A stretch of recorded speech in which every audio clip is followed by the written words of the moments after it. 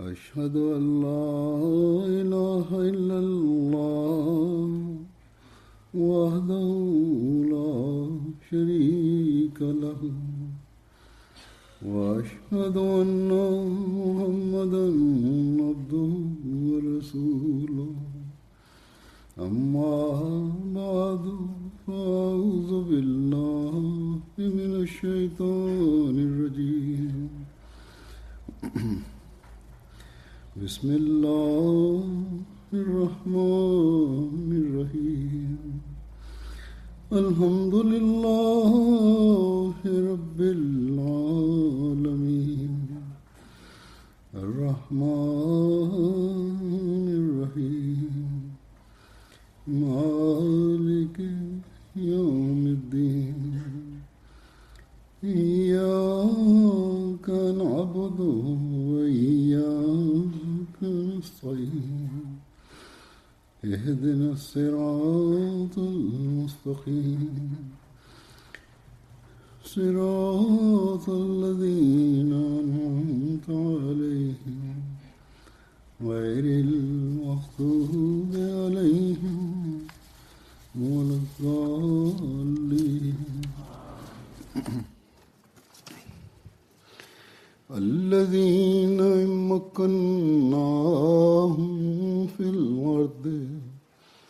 الذين مكناهم في الأرض أقاموا الصلاة وآتوا الزكاة وأمروا بالمعروف ونهوا عن المنكر وأمروا بالمعروف ونهوا عن المنكر ولله عاقبة الأمور.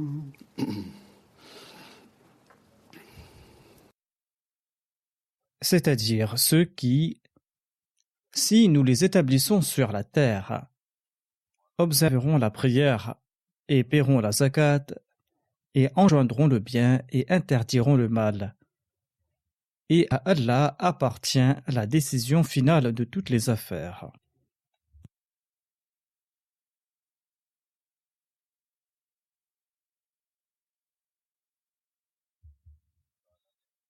Dans ce verset, Allah l'exalté explique que le vrai croyant est celui qui, après avoir pris les rênes du pouvoir, après avoir connu la paix suivant une période de faiblesse et de détresse, celui qui profite d'une meilleure situation et qui arrive ainsi à rendre culte à Dieu et à pratiquer les préceptes de sa religion, eh bien celui-là ne pense pas à assouvir ses désirs personnels et ses penchants égoïstes.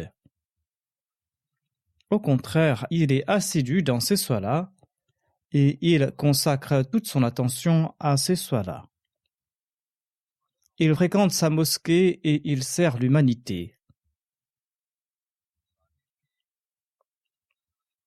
Il nourrit la crainte de Dieu en son cœur et il puise de ses biens pour dépenser en faveur des pauvres.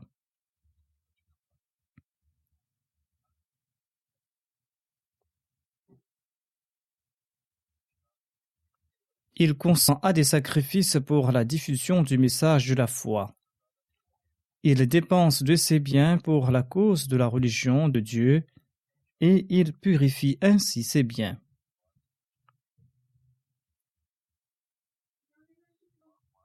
Et il est vigilant concernant l'accomplissement de bonnes œuvres et il enjoint le bien et il conseille autrui à s'acquitter de ses devoirs envers Dieu et envers son prochain.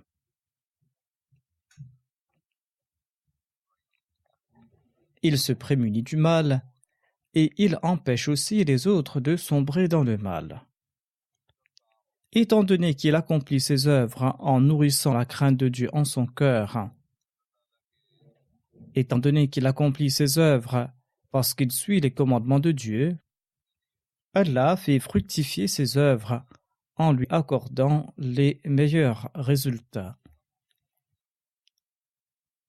Car c'est bien Dieu qui accorde toutes les faveurs. Ainsi donc, l'œuvre accomplie suite au commandement divin, en ayant la crainte de Dieu au cœur, eh bien, cette œuvre donnera certainement de meilleurs résultats.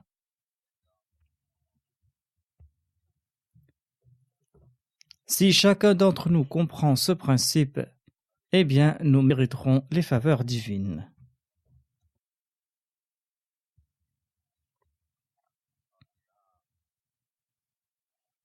Vous avez bâti une mosquée ici à Mahdiabad. Les jours précédents, j'ai fait l'ouverture d'une mosquée à Fulda et d'une autre à Gießen.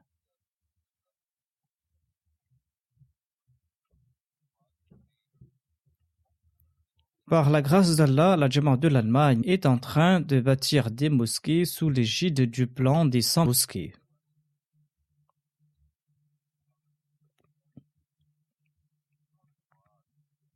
Certainement, les membres de la Jamaat consentent à des sacrifices financiers pour bâtir des mosquées.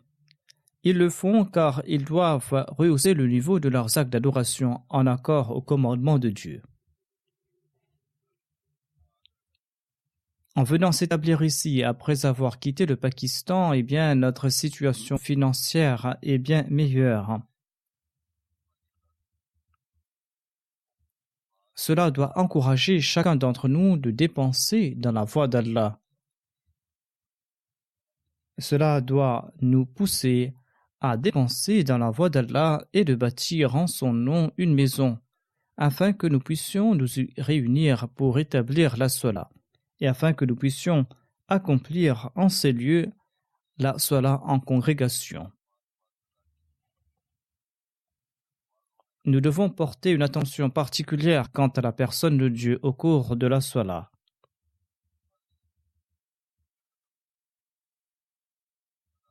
En toute liberté, nous pouvons désormais nous acquitter de notre devoir envers Dieu.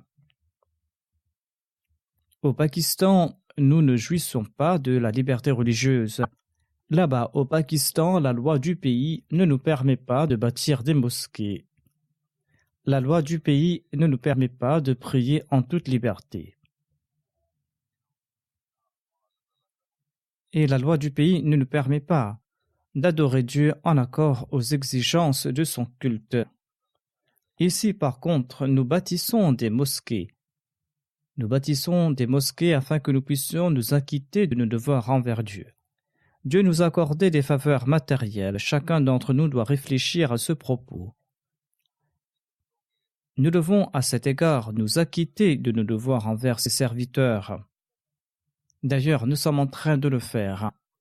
Nous avons prêté allégeance au Messie premier l'Islam afin que nous puissions améliorer notre condition spirituelle, afin que nous puissions améliorer notre condition morale.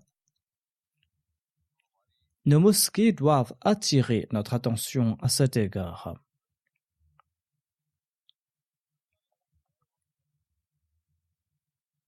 Nous devons être animés de ces sentiments et nous devons faire de notre mieux.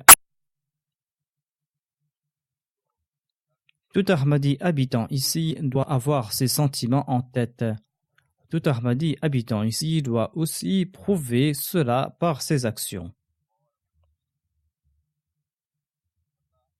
Sinon, bâtir des mosquées ne servira à rien. Ainsi, tout Ahmadi doit comprendre qu'il n'atteindra pas son objectif rien qu'en bâtissant des mosquées.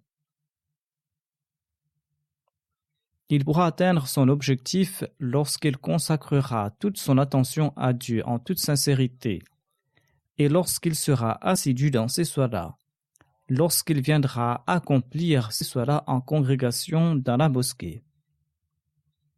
Il pourra atteindre son objectif lorsqu'il va consacrer toute son attention à Dieu durant la salat.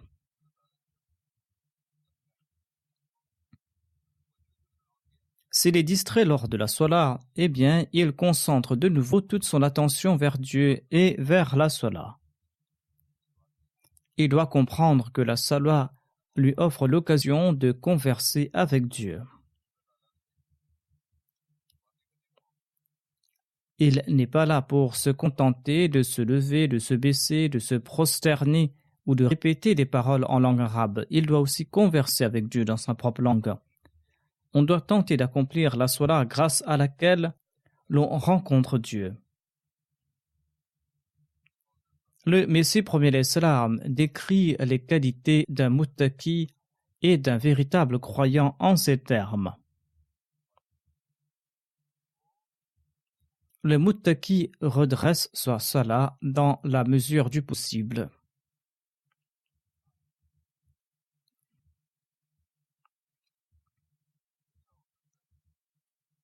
Dans la mesure du possible, le muttaqi redresse sa salat. C'est-à-dire que parfois sa salat tombe et il tente de la redresser. Le muttaqi craint Dieu et il redresse sa salat.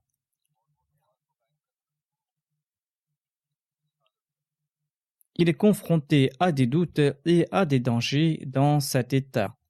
Des doutes et des dangers qui entravent sa voie. Les doutes naissent dans son cœur ainsi que les pensées détournant son attention de Dieu. Et ces doutes et ces pensées symbolisent la chute de sa salat.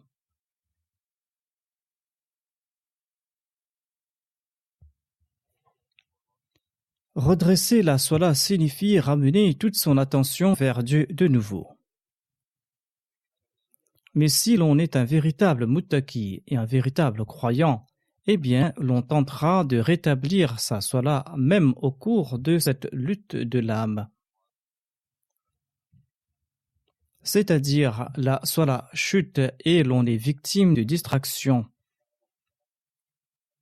Or, la taqwa exige de ramener de nouveau sa concentration sur la salat et sur la personne de Dieu. Voilà donc ce que signifie redresser la salat.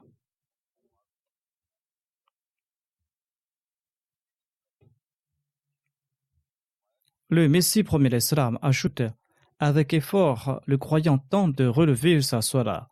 Ici, l'on est constant dans la salat en tentant d'atteindre l'apogée de la salat, eh bien, un temps vient lorsqu'on est récipiendaire de la direction divine grâce à la parole de Dieu.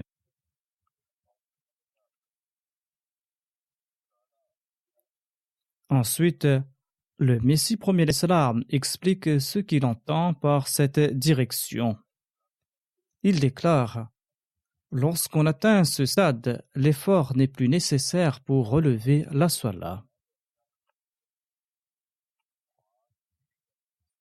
Arrivé dans cet état, la salat ne tombe plus et l'on n'est pas distrait pour rétablir sa concentration lors de la salat.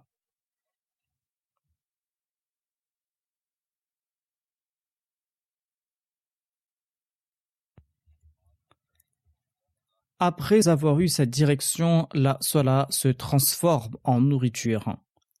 Cette salat devient comme cette nourriture dont a besoin le corps humain. Ainsi, la salat se transforme en nourriture pour l'épanouissement spirituel.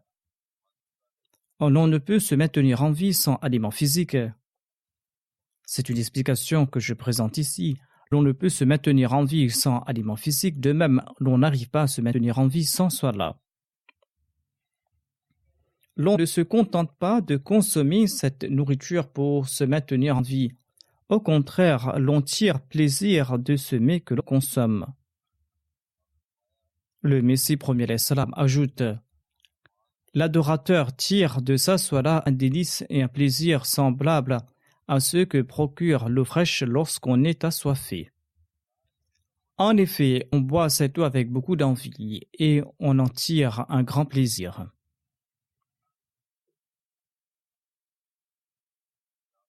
Lorsqu'on meurt de soif et que l'on trouve de l'eau fraîche, on en tire un grand plaisir.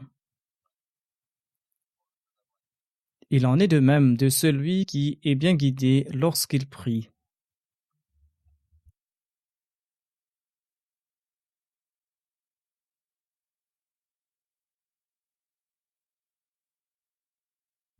Le Messie premier l'Islam a présenté un autre exemple. Cette personne ressemble à l'affamé qui tombe sur une nourriture des plus exquis et qui s'en délecte.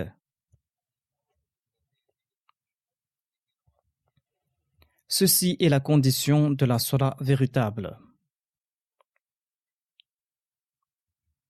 On accomplit la salat avec plaisir et non en la considérant comme un fardeau. Le Messie premier l'Islam déclare que la salat est pour le véritable croyant source d'ivresse.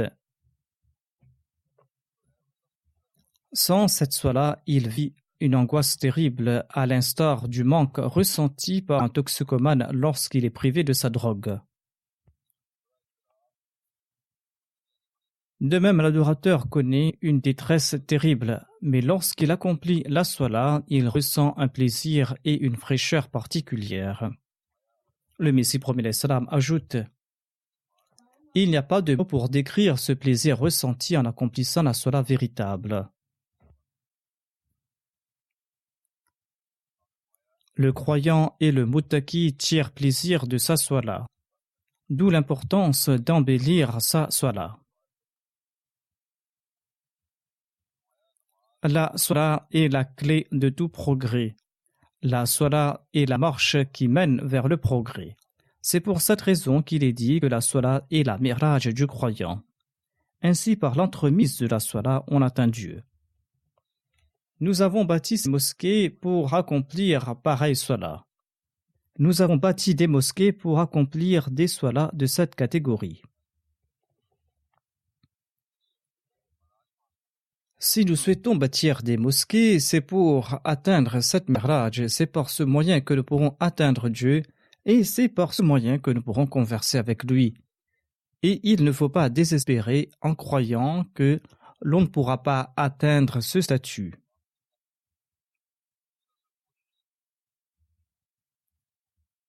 Dieu accorde ce statut suite à des efforts constants. Beaucoup de gens m'informent par écrit et verbalement qu'ils n'arrivent pas à se concentrer lors de la salat. La solution est de faire des efforts constants pour maintenir sa concentration. Lors d'une rencontre, une personne informa le Messie premier l'Islam qu'elle ne tirait plus du plaisir et de l'engouement de sa salat, et qu'il en souffrait beaucoup, étant donné qu'il avait naguère goûté au plaisir de la salat. La personne a dit: je suis assailli de doutes, quoique j'essaye tant bien que mal de les repousser. Que me conseillez-vous de faire? A-t-il demandé au Messie premier l'Islam. Le Messie premier l'Islam a répondu: c'est là une faveur divine, que l'on n'est pas subjugué par ses pensées. C'est-à-dire, vous avez conscience de leur présence, mais vous les avez combattus.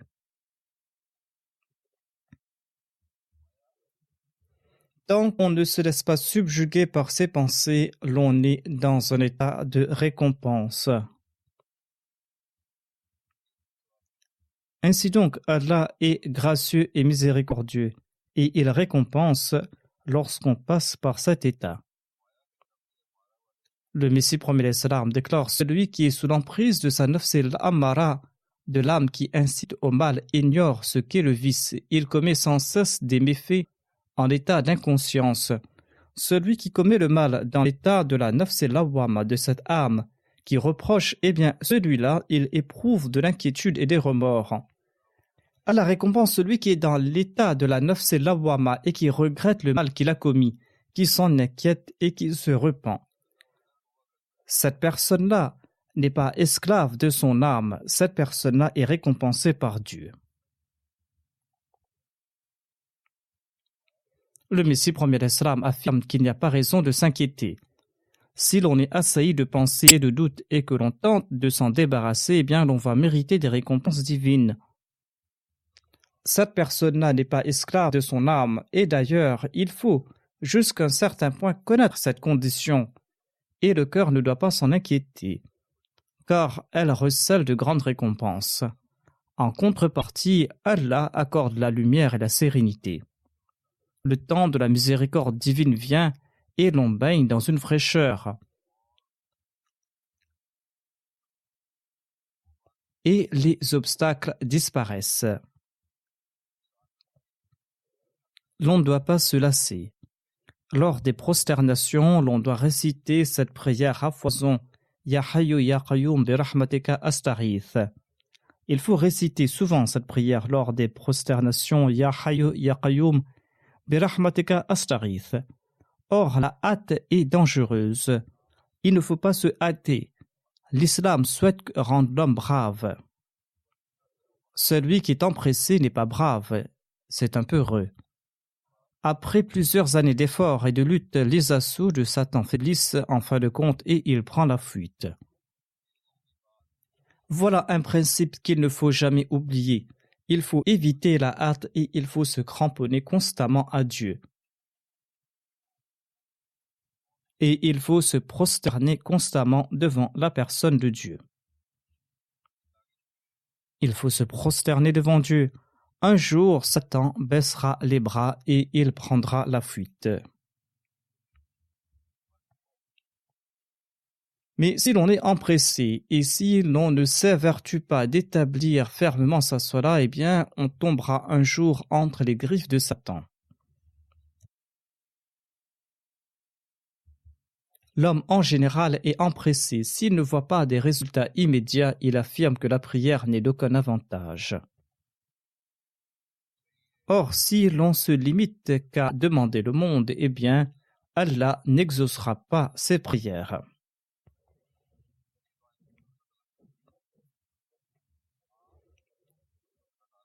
Si nous demandons par contre à Allah de nous offrir le progrès spirituel et matériel, si nous demandons à Allah de nous accorder sa proximité, eh bien, il va se rapprocher de nous. Il va se rapprocher de nous et il va aussi combler nos besoins matériels.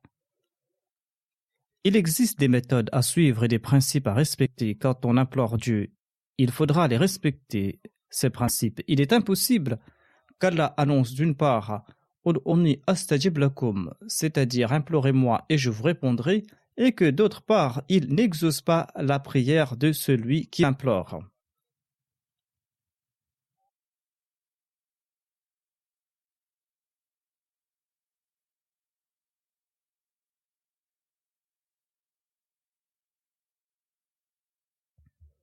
Le Messie premier l'Islam explique en ces termes ce sujet. Les supplications et daroud récités lors de la salat sont en langue arabe. Or, il ne vous est pas interdit d'implorer Dieu dans votre propre langue lors de la salat. Allah exige que la salat soit empreinte d'humilité et qu'on y consacre toute son attention. C'est-à-dire qu'il faut se faire humble, il faut adoucir son cœur, il faut faire naître en soi l'humilité, et il faudra être conscient qu'on est devant la personne de Dieu. Il est dit « Innal hasanati yudhibna sayyi'at » Les hasana, la vertu, éloignent le mal. La salat est cette hasana. C'est en implorant Dieu avec concentration et en toute humilité qu'on obtient cette hasana. L'humilité prend naissance et le cœur se fond lorsqu'on implore Dieu dans sa propre langue et lorsqu'on comprend ce qu'on est en train de demander à Dieu. C'est pour cette raison que le Messie premier salam nous demande de prier aussi dans nos langues respectives. Ensuite, le Messie premier salam explique il est aussi nécessaire de réciter les prières qu'Allah nous a enseignées. Et la meilleure des prières est la sourate al-Fatiha, car la sourate al-Fatiha est exhaustive. Dieu nous enseigne de la sourate al-Fatiha Ihdina surat al-Mustaqim, c'est-à-dire guide-nous sur le droit chemin. Le sens de cette prière est très vaste. Le Messie premier l'Islam explique lorsqu'un cultivateur maîtrise l'art de la plantation, eh bien, il a atteint la sirat al-mustaqim de l'agriculture.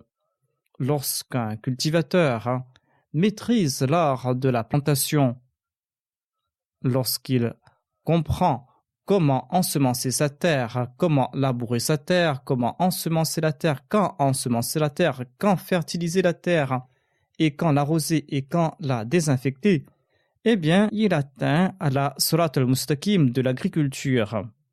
c'est-à-dire qu'il atteint la Sirat al-Mustaqim de son domaine. De même, conseille le Messie premier l'Islam, cherchez la Sirat al-Mustaqim qui mène à Dieu et priez en ces termes: Ô mon Seigneur, je suis ton serviteur pécheur et je suis seul, guide-moi. Sans être embarrassé, il faudra présenter à Dieu toutes ses requêtes, grandes et petites, car c'est Dieu le véritable donateur.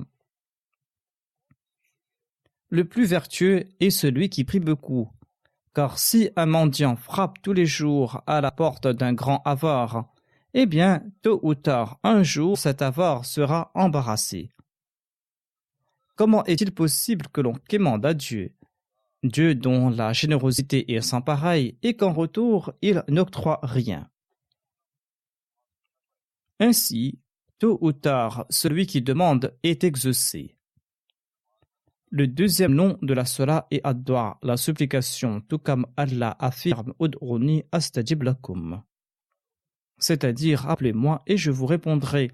Ensuite, Allah affirme Wa idha sa'alaka ibadi anni fa inni qarib, ujibu da'wat ad-da'i idha da'an. Et quand mes serviteurs t'interrogent sur moi, certainement je suis tout près, et j'exauce la prière de celui qui me supplie. Le Messie premier l'Islam explique: certaines personnes mettent en doute l'existence même de Dieu. Mais Allah affirme que la preuve de son existence est qu'il répond à celui qui l'implore et il répond à celui qui se souvient de lui.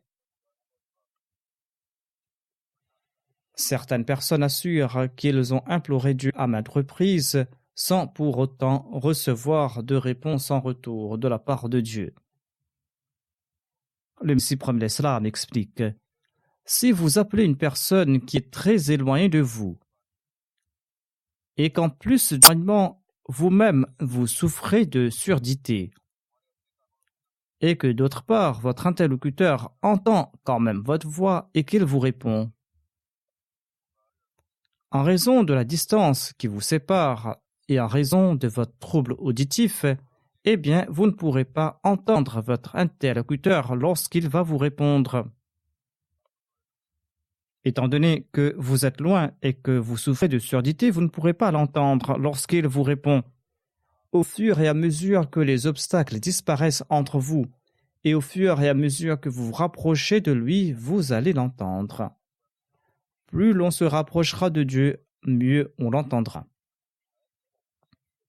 Le Messie premier l'Islam explique: depuis la création du monde, il existe des preuves que Dieu parle à ses choisis. Sinon, peu à peu, l'on aurait nié jusqu'à son existence. Ainsi, la plus grande preuve de l'existence de Dieu est que nous pouvons l'entendre. On peut soit le voir, soit lui parler. L'entendre aujourd'hui a remplacé la vision de sa personne. Or, tant qu'il subsistera un voile entre Dieu et celui qui le quémande, eh bien, il ne pourra pas l'entendre. Quand ce voile disparaîtra, c'est là que nous pourrons l'entendre. Ainsi, il est important de se débarrasser de ce voile. D'ailleurs, Allah promet de partir vers celui qui avancera vers lui en toute sincérité. Il promet de partir vers celui qui tentera de comprendre sa personne.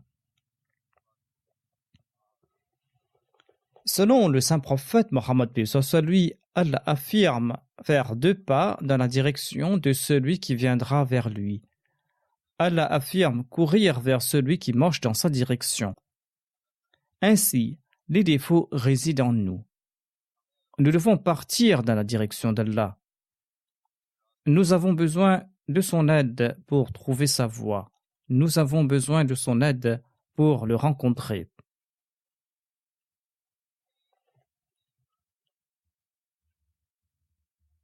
Étant donné que nous affirmons avoir prêté allégeance au Messie premier l'Islam, nous devons nous évertuer à nous rapprocher de Dieu. Il ne suffit pas d'appliquer uniquement ce dire du Messie premier l'Islam dans lequel il nous conseille de bâtir des mosquées afin de faire connaître l'Islam. Les efforts sont nécessaires à cet égard ainsi que l'aide d'Allah. L'on aura du succès quand on jouira du soutien divin tout en accomplissant de bonnes œuvres. Le Messie premier l'Islam affirme: le repentir accompli au moment du serment d'allégeance sera béni. Et l'on progressera de surcroît en promettant de préférer la foi à ce monde. C'est-à-dire, lorsqu'on a fait le serment d'allégeance, l'on est béni. Mais lorsqu'on va mettre la condition que l'on va préférer la foi à ce monde, eh bien, l'on va progresser. Mais vous n'êtes pas à même d'accorder cette préférence à la foi sur le monde. Pour ce faire, vous aurez grandement besoin de l'aide d'Allah. Tout comme Allah lui-même l'affirme: وَالَّذِينَ جَاهَدُوا فِينَا لَنَهْدِيَنَّهُمْ سُبُلَنَا. C'est-à-dire, quant à ceux qui font des efforts pour notre cause, eh bien, nous les dirigeons assurément sur nos voies. Le Messie prophète l'Islam explique que la graine ne peut pousser sans effort et sans arrosage de la part du cultivateur. Si on met une graine en terre et qu'on ne fait pas des efforts pour s'occuper de cette graine, si on ne l'arrose pas, eh bien, cette graine ne sera pas bénite et ne va pas pousser, voire elle sera très faible et va disparaître. De même, dit le Messie prophète l'Islam, si vous ne réitérez pas quotidiennement la promesse de préférer la foi à ce monde, eh bien, vous n'allez pas mériter les faveurs divines. Si vous ne demandez pas l'aide de Dieu, eh bien, vous n'allez pas mériter les faveurs divines. Sans l'aide de Dieu, il n'y aura pas de changement. Il est impossible qu'il y ait des changements sans l'aide de Dieu. C'est pour cette raison qu'il faudra quémander son aide et ses faveurs. Le Messie prophète l'Islam ajoute: le voleur, le vicieux, l'adultère et les autres pécheurs ne se vautrent pas constamment dans le péché. Parfois, ils sont pris de remords. Il en est de même de tous les pécheurs. Il en découle que l'on aspire à faire le bien. L'aide de Dieu est plus que nécessaire afin de traduire cette idée dans la pratique. D'où la raison derrière l'ordre de réciter la sourate Al-Fatiha durant les 5 prières quotidiennes. Dans sourate Al-Fatiha, où l'on trouve cette prière Iyyaka na'budu wa iyyaka nasta'in, c'est-à-dire c'est toi seul que nous adorons et nous demandons à toi seul le secours. Il s'y trouve 2 indications. Tout d'abord, que toute bonne entreprise exige le recours à ses aptitudes au plan et à des efforts. On doit user des aptitudes qu'Allah nous a accordées, on doit utiliser les plans à notre disposition, il faut faire des efforts. Ceci a été indiqué dans le verbe na'budu, c'est-à-dire que nous adorons Dieu. Celui qui se contente de prier sans faire des efforts, eh bien celui-là, il n'aura pas de succès. Il faudra faire des efforts, c'est là que l'on aura du succès. Si un cultivateur met une semence en terre mais qu'il ne fait pas d'efforts, il ne va pas récolter des fruits. Selon la sunna de Dieu, si l'on se contente de prier après avoir planté sa graine en terre, eh bien, l'on ne va pas pouvoir en profiter. Prenons l'exemple de 2 cultivateurs. Le premier travaille très dur et il laboure sa terre. Celui-là va certainement réussir. Le deuxième ne fait aucun effort, il fait presque rien. Ses récoltes sont toujours mauvaises. Peut-être qu'il n'arrive même pas à payer ses impôts et qu'il vit dans la pauvreté. Il en est de même dans les œuvres spirituelles. Parmi les musulmans, l'on trouve des hypocrites. Parmi les musulmans, on trouve des fainéants, des pieux et des abdal, des kutub et des raus, des saints de toute catégorie. Les gens sont les mêmes, mais on trouve dans leur rang des hypocrites et des fainéants, des pieux et des saints du rang des abdal, des kutub, des raus. Ce sont des personnes qui se rapprochent de Dieu. Certaines personnes prient pendant 40 ans sans pour autant avoir accompli le moindre progrès. Ils ne tirent aucun avantage de leurs 30 jours de jeûne. Ils jeûnent au cours du Ramadan, mais ils n'en tirent aucun profit. Et ils retournent dans le même état qu'avant le Ramadan. Beaucoup se disent muttaqis de premier ordre et disent qu'ils accomplissent la salat depuis des lustres, mais ils se plaignent de ne pas avoir joui de l'aide de Dieu.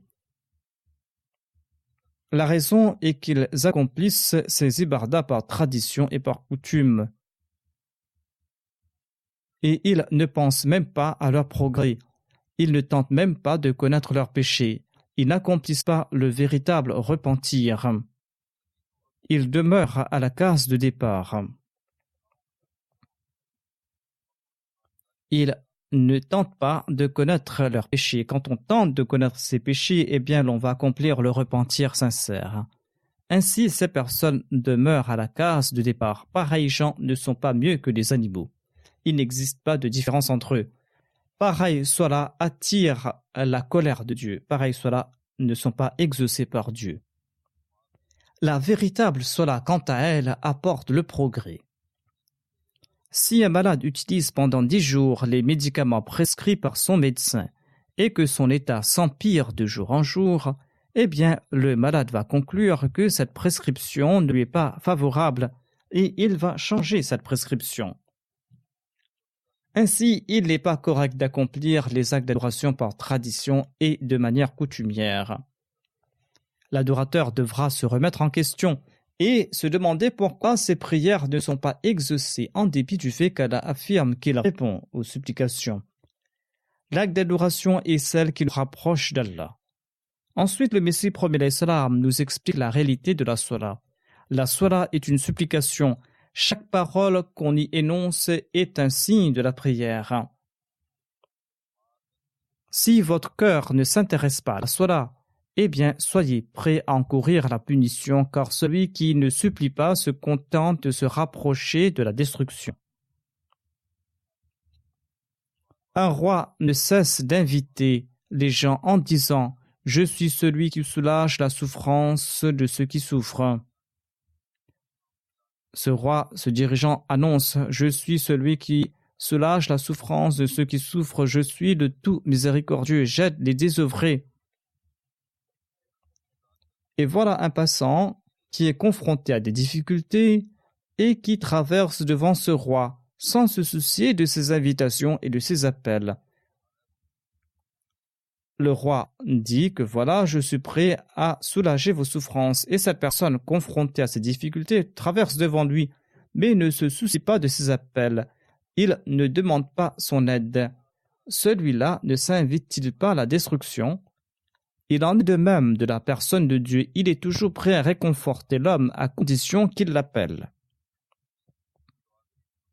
Évitez la désobéissance si vous souhaitez que vos prières soient exaucées. Priez abondamment, car c'est en frappant la pierre contre la pierre que naîtront les étincelles. Lorsque nos salats seront à la hauteur de cette norme, et lorsque nos œuvres visent à attirer le plaisir de Dieu, eh bien, Dieu va transformer le crainte en paix. N'oublions jamais que c'est par la grâce de Dieu que nous avons acquis tout ce que nous possédons dans ces pays. Et c'est par la grâce de Dieu que Dieu augmentera ses faveurs. L'adoration d'Allah et le respect de nos devoirs envers nos prochains sont essentiels afin d'attirer ses faveurs.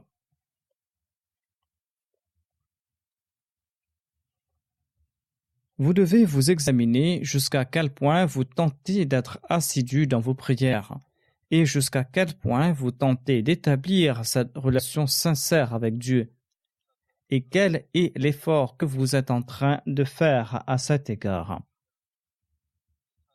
Jusqu'à quel point les œuvres de ce monde entravent nos salats. N'oublions jamais ce conseil du saint prophète Mohammed, le saint prophète qui a déclaré que l'abandon de la salat est l'action qui distingue la mécréance de la foi.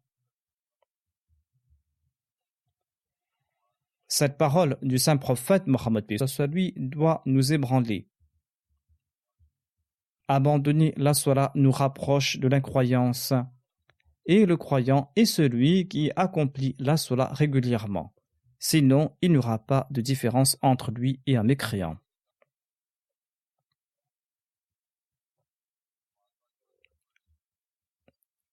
Allah n'enjoint pas tout simplement la salat. Il nous recommande de l'accomplir en commun afin de recevoir 25 fois, voire 70 fois plus de récompenses, selon certains dires. Si, en dépit de cela, nous négligeons la salat sans aucune excuse valable, eh bien, ce sera là à notre grand détriment. Ayant construit des mosquées, nous devons nous acquitter de nos devoirs envers elles. Nous devons rehausser le niveau de nos actes d'adoration. Nous devons être vigilants concernant le sacrifice financier. Nous devons accomplir de bonnes œuvres. Nous devons rehausser le niveau de notre moralité. Et nous devrons aussi enjoindre le bien aux autres. Tout en évitant les maux de cette société, il faudra aussi protéger les autres. Sinon, notre serment d'allégeance sera qu'une vaine parole. N'oublions jamais ce conseil du Messie premier d'Islam. Il a déclaré que vos intentions doivent se conformer à celles de Dieu et vous devez satisfaire ses désirs. Vous ne devez rien garder pour vous et tout lui accorder. La pureté signifie débarrasser le cœur de toute chose qui contredit la pratique de Dieu et les croyances. Allah n'aide pas celui qui ne conforme pas ses intentions et ses désirs aux siens. Le Messie promet l'Islam ajoute: le nombre des membres de ma Jamaat ne m'intéresse pas. Il déclare que il existe environ 400 000 Ahmadis ou plus. Mais le Messie promet l'Islam déclare que la Jamaat ne signifie pas se contenter de placer une main sur l'autre et de prêter allégeance. L'on devient membre d'une Jamaat lorsqu'on applique toutes les consignes de la Bayra, lorsqu'on se purifie sincèrement, lorsqu'on se débarrasse de l'immondice des péchés. On devient membre de la Jamaat lorsqu'on sort des griffes de ses désirs libertins et de Satan et lorsqu'on se perd dans le plaisir de Dieu. Lorsqu'on s'acquitte de ses devoirs envers Allah et envers autrui, de gaieté de cœur et à la perfection, lorsqu'on est animé de cet ardent désir de servir la foi et de diffuser son message, lorsqu'on détruit ses désirs et ses intentions pour appartenir entièrement à Dieu. Dieu affirme: vous êtes tous égarés hormis celui que je guide, vous êtes tous aveugles hormis celui à qui j'accorde la lumière, vous êtes tous morts hormis à celui que j'accorde l'élixir de la vie spirituelle. Dieu étant celui qui couvre les péchés, cache les vices des hommes. Sinon, si leur fort intérieur était mis à nu, peut-être que certains ne s'approcheraient pas des autres. C'est l'attribut de Sattar de Dieu qui couvre nos péchés. Si nos péchés étaient dévoilés au grand jour, certains des nôtres ne s'approcheraient pas des uns et des autres. Il ajoute: Dieu est Sattar. Il ne dévoile pas les défauts des uns aux autres. Il est important que l'homme essaye de faire des actions pieuses et qu'il fasse constamment des supplications. S'il n'y a aucune différence entre les membres de la communauté et les autres, alors sachez qu'Allah ne fait pas partie de la famille de personne. Nous sommes Ahmadis, nous avons prêté le serment d'allégeance, et s'il n'y a aucune différence entre nous et les autres, eh bien nous devons garder à l'esprit que Dieu ne fait pas partie de notre famille. Pourquoi est-ce qu'il va nous honorer ? Et pourquoi est-ce qu'il va nous accorder sa protection? S'il n'y a pas de différence, eh bien, Dieu n'étant pas membre de notre famille, il n'est pas tenu de nous honorer. Il n'est pas tenu d'humilier nos adversaires et de les châtier. Le Messie promet l'Islam ajoute: Innama yataqabbalu Allahu minal muttaqin. Les muttaqis sont celles qui, par crainte de Dieu, rejettent tout ce qui va à l'encontre de sa volonté. Et face à lui, elles considèrent leur propre personne, leurs désirs personnels et les choses mondaines comme insignifiantes. On ne peut se rendre compte de notre niveau de foi que lorsqu'on est face à des adversités. Certaines personnes écoutent une parole par une oreille et le font sortir par l'autre. Ces personnes ne réfléchissent pas sur ces conseils malgré les conseils répétés. Allah est indépendant, il ne se soucie pas des supplications tant qu'on ne l'implore pas constamment, en étant animé d'une intense sensation de détresse. Grand sera votre désarroi si votre épouse, si votre enfant tombe malade, et si vous êtes frappé de malheur. La prière est un exercice inefficace et futile si elle n'est pas accompagnée d'un immense sincère et de détresse. Le désarroi est une condition nécessaire à son exaucement, tout comme Allah l'affirme.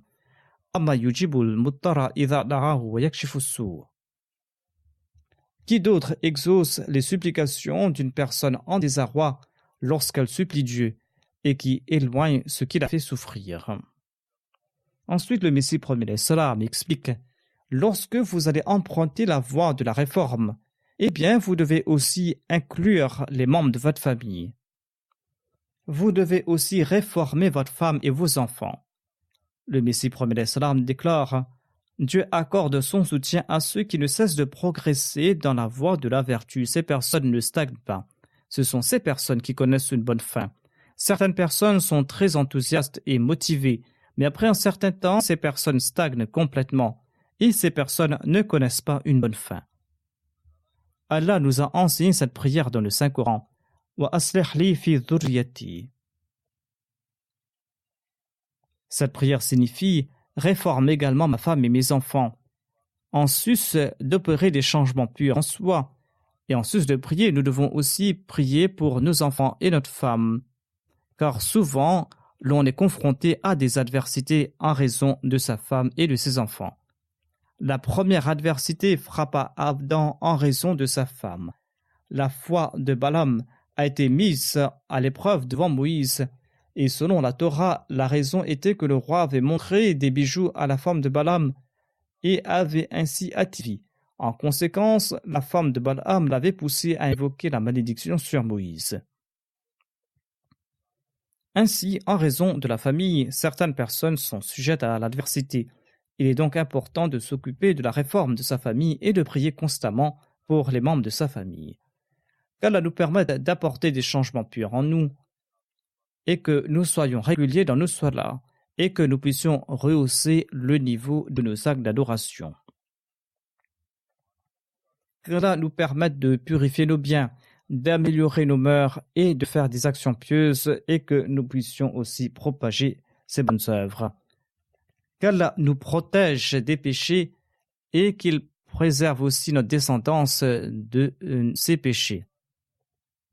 Et qu'il nous permette de présenter le message de l'islam aux habitants de ce pays avec la construction de ces mosquées, et qu'il nous permette aussi d'en faire des adorateurs du Dieu unique. Mais cela pourra se faire uniquement lorsque nous allons apporter des changements nobles en nous. Qu'Allah nous accorde la possibilité d'agir en ce sens. Je vais présenter quelques faits concernant cette mosquée. Cette mosquée se trouve sur le site appelé Mehdiabad et se trouve dans le village de Nahe. La Jamaat locale compte quelques membres uniquement là où se trouve cette mosquée. Ce terrain avait été acheté en 1989 et sa partie agricole a été sous-louée par la Jamaat. Quand ce terrain a été acheté, il y avait sur le terrain une maison de ferme ainsi qu'un immeuble. Et nous avions obtenu l'autorisation d'utiliser cette maison comme mission et d'utiliser la grande salle pour la prière. Et tous les travaux ont été accomplis par des bénévoles.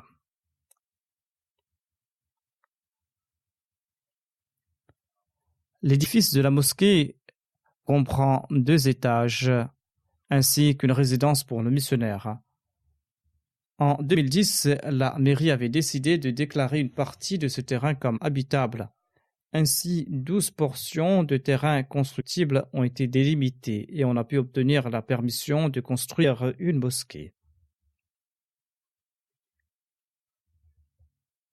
Parmi les 12 portions, la Jamaat a gardé 2 pour elle et les autres ont été vendues. la somme qui a été obtenue par la vente du terrain à la mairie était supérieure au montant de l'achat de ce terrain.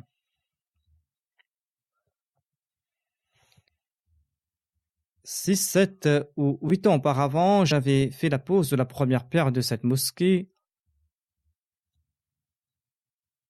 La construction est complète et la surface construite est de 350 mètres carrés. 210 fidèles peuvent prier dans cette mosquée. L'étage est réservé aux hommes et le rez-de-chaussée aux femmes. Il y a les facilités pour les ablutions ainsi que les sanitaires. Le coût de la construction s'élève à 560 000 €. Les membres locaux ont fait un don de plus de 200 000 € et le reste de la somme a été obtenu par le fonds de construction des 100 mosquées. Qu'Allah bénisse les biens et les personnes de ceux qui ont consenti à ces sacrifices et que suite à la construction de la mosquée qu'ils leur permettent de remplir leur devoir d'adoration plus qu'auparavant.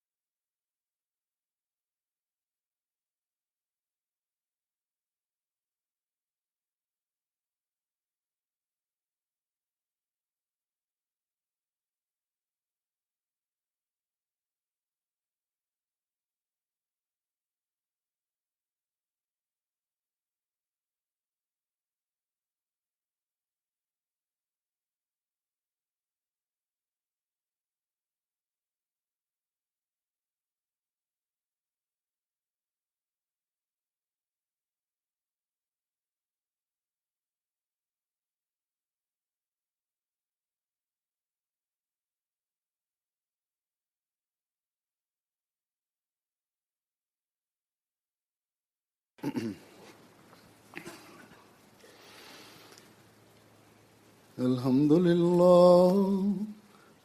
لله نحمده ونستعينه ونستغفره ونؤمن به ونتوكل عليه ونعوذ بالله من شرور أنفسنا ومن سيئات أعمالنا من يهده الله فلا مضل له ومن يضلل فلا هادي له ونشهد أن لا إله إلا الله ونشهد أن محمدا عبده ورسوله عباد الله رحمكم الله إن الله يأمر بالعدل والإحسان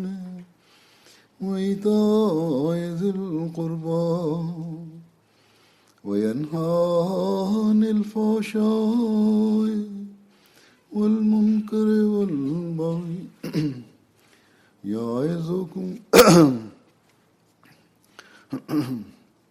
يعظكم لعلكم تذكرون اذكروا الله يذكركم وادعوه يستجب لكم ولذكر الله أكبر